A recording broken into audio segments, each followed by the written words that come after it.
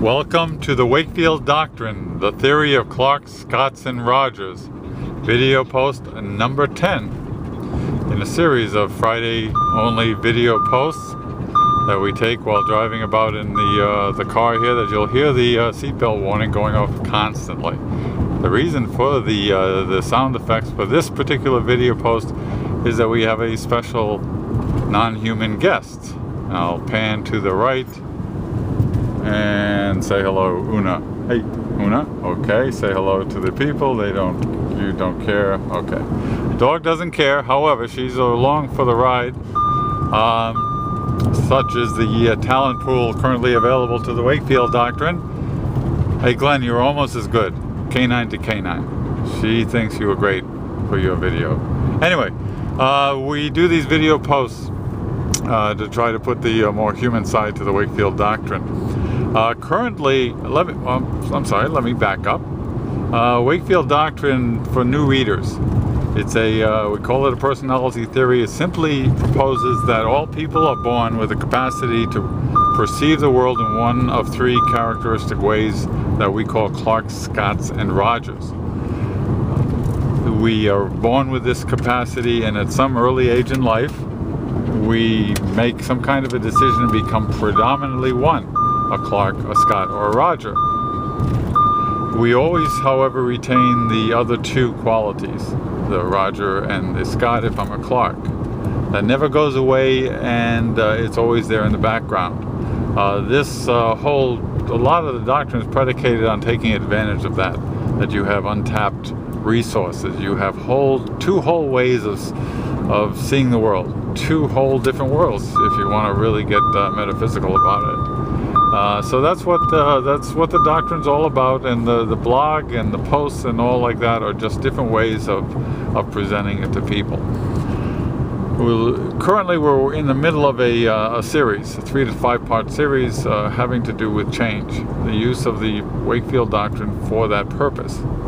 As we stated, established in our first post, pretty much all people, except for Rogers and Scotts, have something about themselves or their lives that they would like to change, but for one reason or another do not seem to be able to achieve that change, aka New Year's resolutions.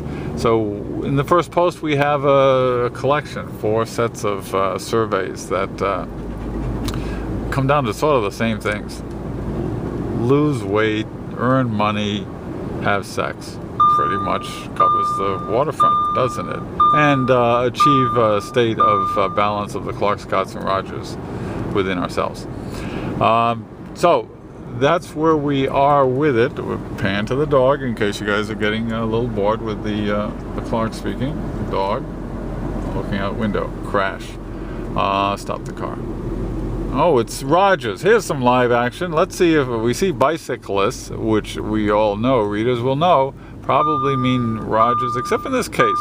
There's not enough spandex, hardly any corporate logos. I think we might have some Clarks writing for health, as opposed to Rogers. You readers will know the Rogers out there on their bicycles because they will have this ridiculously tight clothing with ridiculous number of corporate logos, advertising, sort of like streamlined billboards, and these hats on their heads, teardropped, because they are achieving such high speeds that they need the reduced wind resistance, and maybe even little mirrors on their heads. So back to what we're trying to accomplish with this series.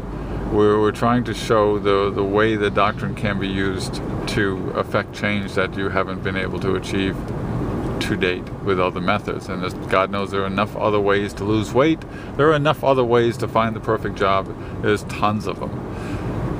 Try them all out, then come to us, because what we have here not only does work, but it's more fun than those other guys. Those other guys are a little too serious. Okay, all right, you guys see that? Did I see like a hat with holes in it and a mirror? He had a damn side view mirror on his head. So what we'll be exploring in our own inelegant way is what does the doctrine offer you in the way of tools? What does the doctrine offer you in way of ways to affect this change? What it will amount to, in the simplest of terms, is that as we've established in today's post, you need to know which of the three you are to start. You got to know if you're a Clark, a Scott, or Roger. For new readers, you're going to, when you read these pages, you're going to spot yourself right away. But for some of you, you may end up being confused because you'll say, well, geez, but sometimes I'm really sure I'm a Roger. Our condolences. That's natural. That's the way it works, because you're highly evolved enough to have developed sides. So if you find yourself thinking that, well, geez, I seem to be all three, or 2 out of 3, not to worry. You'll always keep coming back to what you are, though, and that's your predominant side. That's what you want to start with. Start with that, and the rest will follow. Because you figure you're a Roger, then we're going to have to look to your Clark-like and Scotian aspects for the things that you don't have. And here we'll close with this, and we're going to get metaphysical because I'm a Clark, and that's what we do. The whole point to this doctrine thing, and other people have written much better sites about such a thing as perceptual reality, and what you see, the world you see is because of you, and all of that other crap. We're going to use that. We're going to say that you live in the world as a Roger.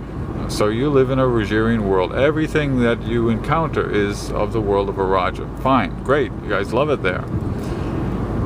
When it comes to changing, especially when you want to change a thing, and you've tried your best for a long time, everything in your world, then hey, maybe it's not there. These other guys, these other sites will try to have you be different. Change your head, dye your hair, wear shoes with long laces, something like that. Here at the Doctrine, we're going to take a different approach. We're going to say, okay, fine, you've exhausted your tools in your world, you've got 2 other worlds. I mean, it sounds weird, but who the hell cares?